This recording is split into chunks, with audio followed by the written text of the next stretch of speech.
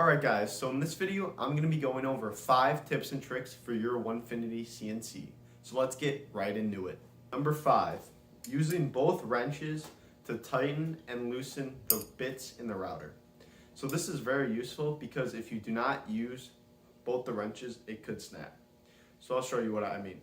Alright, so when going to loosen and tighten your bit, you're going to want to put that small wrench on there and the big wrench on there. So to loosen, you'll bring it towards you, and to tighten, you'll bring it away.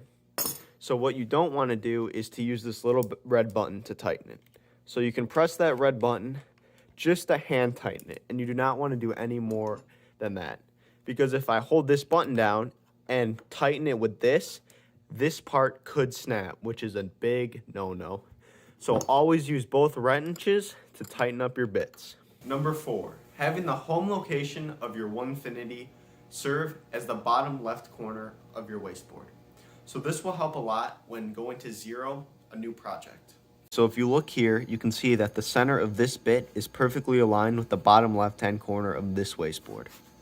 So this allows me to super easily load up a part, and I can know with confidence that the bottom left-hand corner of that part is where the X and Y zero lies. So all I have to do is re-0Z, which makes for super fast setup. Number 3, placing a scrap piece of thin plywood under a profile cutout. So when you're going to cut out, let's say, a circle out of a piece of wood, that bit is going to need to go down a little farther to perfectly cut out that circle.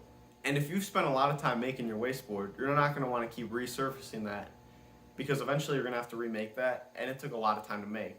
So to prevent yourself from having to remake that, just put a piece of 1/4-inch plywood under your workpiece, and then when you cut out, it'll eat into this piece of plywood rather than the wasteboard, and then it'll save you a lot of time down the road from having to constantly replace your whole wasteboard.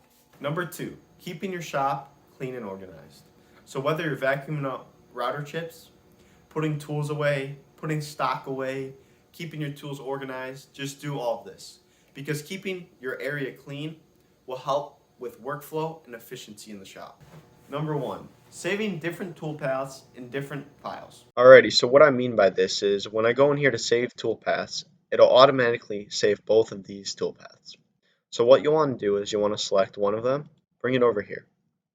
So then it'll be saving the ones on the right. So I'll name this one number 1, roughing. Then I will save that, and then what I'll do is I'll click this one, bring it back over here, click the finishing, and then name this one number 2, finishing, and then click save. Alright, so I have one more bonus tip, and this is joining the OneFinity Facebook group. So this has been my most useful tool yet, because I can easily ask a question about anything about the machine, and within about 15 minutes I'll have a list of responses. So this has been by far the most helpful thing to me in my OneFinity. So go ahead and join that Facebook group. Alright, I want to thank you all for watching this week's video where I go over my top 5 tips and tricks for my OneFinity CNC. So if you liked the video, please drop a like and consider subscribing. If you have any comments, questions, or concerns, leave them down below. Thank you all once again. Have a great day.